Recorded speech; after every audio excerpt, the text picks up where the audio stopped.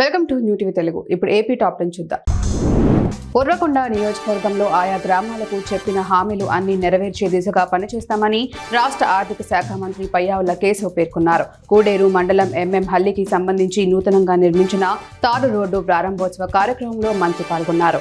MM Halli నుంచి సిద్ధారాంపురం గ్రామానికి NREGS కింద 1.99 కోట్లతో నిర్మించిన 4.475 కిలోమీటర్ల బీటీ రోడ్లను ప్రారంభించారు. స్మార్ట్ లాక్ బిగించుకోవడంతో దొంగతనాలకు చెక్ పెట్టవచ్చునని టూ టౌన్ సీఐ నెట్టి కంటయ్య తెలిపారు. టూ టౌన్ స్టేషన్లో స్థానికులకు స్మార్ట్ లాక్ వినియోగంపై అవగాహన కల్పించారు. మసీదులు, గుడులు, చర్చిల్లో ఈ స్మార్ట్ లాక్ వాడటం వల్ల దొంగతనానికి పాల్పడితే సైరన్ సౌండ్ వస్తుందన్నారు. తద్వారా దొంగతనాలకు చెక్ పెట్టవచ్చునన్నారు. ప్రతి ఒక్కరూ ఈ స్మార్ట్ లాక్ ను వినియోగించుకోవాలన్నారు.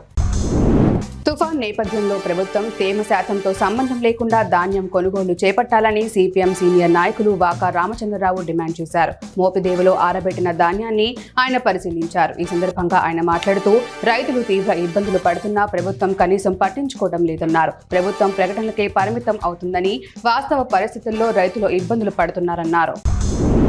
లింగపాలెం మండలంలోని నిరుద్యోగుల అభివృద్ధి కోసం జాబ్ మేళా నిర్వహిస్తున్నామని ఎమ్మెల్యే రోషన్ కుమార్ తెలిపారు. ఈ సందర్భంగా ఆయన మీడియాతో మాట్లాడుతూ తన నియోజకవర్గంలోని నిరుద్యోగుల నైపుణ్యాలను గుర్తించి వారికి ఉద్యోగం కల్పించడమే లక్ష్యంగా ముందుకు వెళ్తున్నానని, ఒక కుటుంబంలో ఒకరికి మంచి ఉద్యోగం ఉంటే ఆ కుటుంబం అన్ని విధాలా బాగుంటుందని స్పష్టం చేశారు.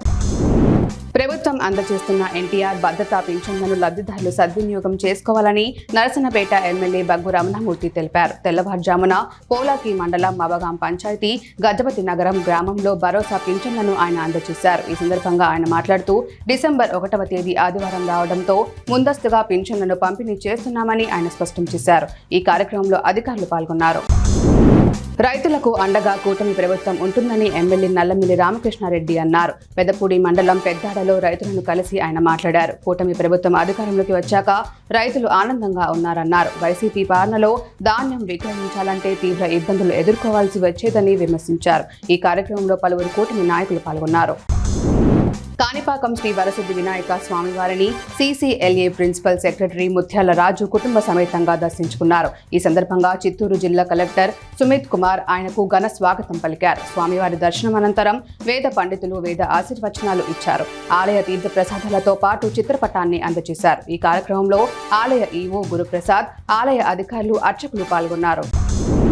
నాతవరం మండలం జిల్లేడుపూడిలో పశుసంవర్ధక శాఖ ఆధ్వర్యంలో ఉచిత గర్భశోక చికిత్స శిబిరంను ఏర్పాటు చేశారు. ఈ సందర్భంగా విఎల్డిఓ ఈవో ప్రసాదరావు మాట్లాడుతూ పాడి రైతులు ఇటువంటి శిబిరాలను సద్వినియోగం చేసుకోవాలన్నారు. ప్రభుత్వం పాడి రైతుల సంక్షేమం కోసం కృషి చేస్తుందని చెప్పారు. అనంతరం పశువులకు ఇంజెక్షన్లు ఇచ్చారు. సర్పంచ్ లాలం రమణ, పశు వైద్యాధికారులు, సిబ్బంది పాల్గొన్నారు.